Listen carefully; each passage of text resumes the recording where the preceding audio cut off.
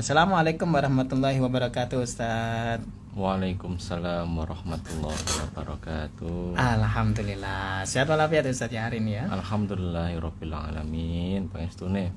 Alhamdulillah. Ini nuansa yang berbeda ini Ustaz ya. Nggih. Kita bersama seorang santri baru ini ya. yang insya Allah akan menemani kita di setiap malam insya Allah ini ya Ustaz ya ini. Nggih. Alhamdulillah. Baik. Ustadz, kira-kira untuk topik pada pagi hari ini, malam hari ini ya Ustadz ya. Ini Insyaallah tentang apa nih Ustadz? Nggih, insyaallah kita akan membahas tentang sabarnya Rasulullah Sallallahu Alaihi Wasallam. Masya Allah, tentang sabarnya Rasulullah Sallallahu Alaihi Wasallam. Mas Said, sampean panjenengan sabar napa mboten? Mboten. Sabar menantikan beliau keterangannya. Oh, ngoten ya. Ya, baik dulu Victor, mari kita simak kajian malam hari ini bersama-sama. Monggo Ustadz disilakan. Nggih. Bismillahirrahmanirrahim. Assalamualaikum warahmatullahi wabarakatuh. Waalaikumsalam warahmatullahi wabarakatuh. Alhamdulillah wa syukrulillah wa la haula wa la quwwata illa billah. Assalatu wassalamu ala Rasulillah sallallahu alaihi wasallam wa ala alihi wa sahbihi ajma'in. Amma ba'du. Dulur Victor yang berbahagia, dimanapun jenengan berada, mudah-mudahan dalam keadaan sehat walafiat jasmani, rohani, dan ekonomi. Dan mudah-mudahan Dulur Victor yang saat ini masih dalam perjalanan, mudah-mudahan Allah sampaikan sampai dengan tujuannya. Amin ya rabbal alamin. Amin ya rabbal alamin. Dulur Victor yang berbahagia, tadi siang itu jam berapa nih? 1:30.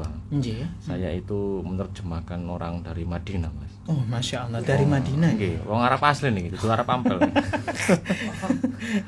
Jadi syekhnya tadi itu berbicara, saya menerjemahkan bahasa Arab. Bahasa Arab ini Ustaz. Bahasa Arab. Saya terpukau sampai catatannya itu ini, Mas. Saya bawa ini, sampai gak jelas ya ini. Tapi alhamdulillah luar biasa. Saya mencatat semua apa yang beliau sampaikan, kemudian saya menerjemahkan ke sekitar berapa tadi ya, 70 guru di salah satu yayasan tertentu tentang kajian sabarnya Rasulullah Sallallahu Alaihi Wasallam. Masya Allah. Nah, dalam suatu kisah itu banyak ya Rasulullah itu yang disampaikan oleh guru saya tadi itu. Sabare Rasulullah dengan orang-orang musyrik. Musyrikin. Sabarnya Rasulullah terhadap orang-orang munafik. Sabarnya Rasulullah terhadap orang-orang Yahudi. Sabarnya Rasulullah terhadap semua ujian dari Allah. Masya Allah. Sabar Rasulullah atas ketaatan kepada Allah. Atas ketaatan juga sabar. Iya, harus sabar, Mas. Rasulullah itu kalau di siang hari itu sabare ambek wong-wong musyrik, munafik gitu. Pada malam hari beliau itu sabarnya kepada Allah. Ya Allah. Perhatikan nih, Rasulullah niku napa? Beliau niku maksum. Maksum. Dosa niku lho, gak gelem teko nang Rasulullah. Ya. Jadi ketika ada dosa itu beliau ini dihadang oleh malaikat supaya tidak melakukan dosa. Lagi gaya dhewe saiki. Nggih, nekane dosa malah. Lah soalnya buat ngoro. Dia malah nekane dosa to nggih Mas nggih.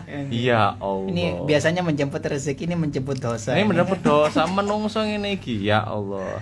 Itu Mas. Ketika malam harinya Rasulullah masih yang namanya sholat qiyamul lail. Ya Allah. Sampai sikile bengkak. Sampai-sampai istri niku lho, Aisyah niku ngendikan kepada Rasul, ya Rasulullah, awakmu niku maksum. Ya. Surgamu Firdaus. Dhewe iki napa iki? Mampu wis sembuhan nggih, ya Allah. Kemudian kamu itu orang yang sabar. Lek gelem ya minta kepada Tuhanmu supaya engkau diberikan kehidupan yang spesial. Masya Allah. Apa jawaban Rasulullah? Beliau menjawab, afala an akuna abadan syakuro. Mosok gawe dadi hamba sing bersyukur. Ya Allah. Jadi sekelasnya Rasulullah itu loh masih mau sholat, masih mau beribadah, masih mau bersyukur. Maka di sini ada sebuah kisah singkat ketika Rasulullah Shallallahu Alaihi Wasallam itu beliau bersabar atas gangguannya orang musyrik. Jadi ini tuh ada sebuah kisah, ada sebuah kisah ketika beliau itu sedang sholat. Ini hadisnya sahih. Kemudian dari Abdullah bin Mas'ud. Ketika itu kan ada nih pamannya Rasulullah ya, namanya Abu Jahal ya. Iya, betul. Dan beberapa orang kafir Quraisy itu merencanakan ganggu Rasulullah. Jadi bener-bener Rasulullah itu dibuat gak betah neng Mekah. Mboten kerasan neng Mekah. Makanya le ono wong seneng ganggu wong ben gak betah neng panggone. Iku Abu Jahal iku. Niki. Abu Jahal kedua iku. Niki. Lah iya toh. Saya keturunan. Oh, Abu Gosok tapi saya. lah yo ono kampung, ono dulure sing apik. Ngono kuwi ono tangga sing gak seneng ambek wong ngene iki. Padahal yo wayahe berkatan diundang. Iya toh, ono wayahe napa tahlilan ya diundang. Zaman saiki kan ono wong sing apik malah dimusuhi. Ya. Lah niku Abu Jahal ngoten niku, Pak. Jangan apa Abu Gosong ya. Lu nemen ya Allah. Itu merencanakan supaya Rasulullah itu ndang berangkat, ndang pergi, ndang ngali atau ke Mekah Mukarramah. Ya Allah. Makanya sampai suatu ketika Rasulullah itu kan merencanakan sebuah hijrah kan ketika beliau berumur 53 tahun. Terus karena memang sudah kanan kiri, depan, belakang itu sudah semua ancaman semua sampai mau dibunuh loh. Ya Allah. Kemudian rencana itu lengahnya Rasulullah itu mungkin ketika beliau itu sholat. Ya kan, makanya lah wong sholat itu adalah titik terlemah fisik kita di dunia. Kan tidak boleh ketika orang sholat itu ketika ada gangguan ya orang mau kita membatalkan langsung. Harus fokus, pokoknya sholat itu fokus. Bahkan saking fokusnya itu kayak Ali bin Abi Thalib ya. Itu ketika sholat mau dibacok sama orang munafik ini, beliau nggak bergerak. Awalnya mau disasar di lehernya, karena tahu hanya nundukkan kepala, kemudian bagian otak atas itu kerowak. Ya Allah. Ya lillahi ta'ala. Iki lek wong kadung salat khusus ngoten niku. Pasrah. Sama kayak Rasulullah. Nah, orang kafir Quraisy dan Abu Jahal niku berencana nopo? Dia itu mengambil kotoran dan ada di sana itu habis beleh unta, Mas. Kotoran perutnya niku niku digawa. Kotoran perutnya dibawa, kemudian kotoran onta itu, lalu kemudian ketika Rasulullah sholat, pas waktu sujudnya Rasulullah agak lama itu kotorannya ditaruh di atas punggungnya Rasulullah. Punggungnya beliau. Waktu sholat, gak kurang ajar Gitu. Kurang ajar ya. Nggih. Sampeyan mantun nonton film niki, Vina sebelum 7 hari. Dereng. Oh, dereng nonton ya. Pemeran utama. Oh, pemeran utama nih. Pantes kok gentayangan ning kene niki. Gini ki. Ya Allah. Iku ngidoni pisan tok sampai dibunuh loh ancamannya itu. Vina niku. Lah kembali lagi. Rasulullah niku ketika sujud lama, kotorannya niku ditaruh di punggungnya. Dan ndak ada orang muslim ketika itu yang berani karena memang masih minoritas. Masih sedikit kekuatannya itu. Di Mekah itu ya. Di Mekah ketika itu. Bahkan ketika mendapati demikian Rasulullah sujudnya suwe ngoten Mas. Karena memang ya Allah ndak bangkit-bangkit. Sahabat itu tahu. Ya mungkin saya ndak tahu ya Allah alam karena enggak ada riwayatnya nggih. Itu ndelok kok suwe banget ya. Dikira Rasulullah itu ya mungkin kelamaan sujud, mungkin ketidur dan lain sebagainya. Lah didapati putrinya namanya Fatimah. Nah, Fatimah Az-Zahra niku. Lah yang berani membersihkan kotoran di atas punggungnya Rasulullah hanya Fatimah. Masya Allah. Ya Allah. Lalu kemudian setelah selesai sholat, nah apakah Rasulullah membalas? Tidak membalas. Rasulullah tidak membalas dengan melempar kotoran itu. Maka Rasul apa yang dilakukan? Beliau hanya mendoakan. Ya Allah. Ngene lho Mas. Gak kesuwen ngono ya. Kotoran sak sapi.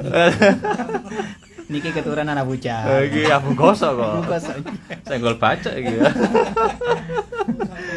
Ya Allah, Rasulullah nggak membalas dengan fisik. Ya Allah, ternyata apa yang dilakukan Rasulullah, beliau berdoa. Maka ada istilah dakwatul mazlum itu adalah makbul. Doanya orang yang terzolimi itu makbul, Mas. Ya Allah. Man jenengan yang sering terzolimi atau jenengan pelaku yang menzolimi ya. Oh niku nggih. Nggih. Pelaku tuh. Orang yang terzolimi, dungo, ya Allah, aku dicolong. Ya Allah, aku diserempet. Ya Allah, aku diganggu. Dungo, orang yang dakwatul mazlum itu adalah doa yang tidak ditolak sama Allah. Rasulullah itu kemudian berdoa, ya Allah, wis tak serahno urusan kaum Quraisy iku padamu. Masya Allah. Ya Allah, wis tak serahno urusannya kaum Quraisy itu kepadamu. Itu doanya Rasulullah. Sederhana. Ya Allah, wis tak serahno urusane tanggoku ning panjenengan. Ya Allah, iki gaweanmu, kemudian iki ciptaanmu, ya wis urusanmu ya Allah, wis serahkan. Kemudian itu diulang sampai 3 kali. Sama Rasulullah. Sama Rasulullah sudah berdoa sekali saja sudah makbul ya. Apalagi yang ketiga kalinya. Ya Allah, sampai saking kuatnya doa itu, Rasulullah itu menyebut nama-nama mereka yang menzalimi. Masya Allah. Saking makanya ya Allah, panjenengan dulu seumpama ya panjenengan merasa diganggu, dizalimi, kemudian digawe sing aneh-aneh. Ndonga ngene Gusti Allah. Bahkan ulang 3 kali. Kalau perlu sebut nama orang yang menzalimi jenengan. Rasul itu menyebutkan nama-nama itu.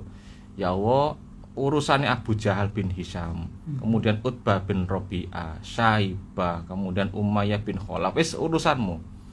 Walhasil apa? Allah membalasnya, mereka terbunuh dalam sebuah peperangan, yaitu perang Badar. Ya Allah. Jadi dibalas secara halus oleh Allah, secara hina oleh Allah di perang Badar. Mereka bukan sahir, mereka terbunuh di perang Badar. Oleh karena itu, tuturuskan yang dirahmati Allah, nggih. Jadi dari hikmah yang saya sampaikan pada kesempatan kali ini adalah tentang nikmatnya orang sabar. Makanya ujiane kula panjenengan iku beda-beda. Ujian kula nggih ngeten iki. Gak akeh sing WA, nomor gak jelas ya. Kemudian Boten DC kan. napa? Boten DC. Oh, boten. Totolan. Boten. Iki nakokno ya apa namanya, awal mula kan bertanya-tanya, curhat. Lama-kelamaan kan ya itulah ujiannya Ustadz ya. Ya aku sembarang. Lah nggih, apa menang jane penyiar malah luwe. Koyo abot. Luwe abot niki termasuk. Soalnya katanya diutangi to. Makanya ya Allah, ujiannya orang itu berbeda-beda. Ujiannya saya mungkin hanya saya yang mampu untuk menyelesaikan ujian itu.